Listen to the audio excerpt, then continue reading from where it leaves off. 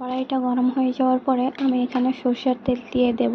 তারপরে সরষের তেলটা গরম হয়ে যাওয়ার পরে আমি এখানে শিঙি মাগুর মাছ আর আলুটা হলুদ নুন দিয়ে ভালো করে মাখিয়ে নেব। আলুগুলোকে ভেজে তুলে নিলাম, দিয়ে শিঙি মাগুর মাছ যখন ভাজবো সব মাছগুলোকে দিয়ে ঢাকনা দিয়ে ঢেকে দেবো, কারণ এই মাছ তো বেশি ভাজা চলবে না, কম ভাজতে হয়।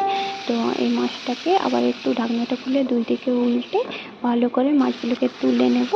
দিয়ে আমি মিডিয়াম সাইজের দুটো পেঁয়াজ বেটে রেখেছিলাম।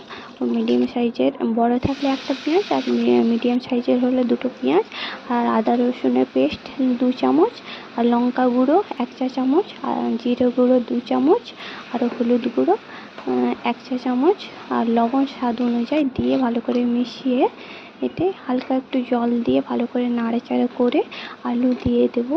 আলুটা ভালো করে এতে মিক্স করে 4 কাপ মতো এতে জল দিয়ে দিলাম। আর দিয়ে জলটা একটু ফুটে যাওয়ার পরে মাছগুলোকে দিয়ে দেব, দিয়ে ঢাকনা দিয়ে 10 মিনিট রেখে দেব। দিয়ে খোলার পরে একটু ধনিয়া পাতা কুচিয়ে একটু দিয়ে দিলে ভালো লাগে, একটা কাঁচা লঙ্কা দিয়ে দিলাম। তো কেমন কি লেগেছে ভিডিওটা প্লিজ লাইক কমেন্ট করে জানাবেন, সাবস্ক্রাইব অবশ্যই করবেন।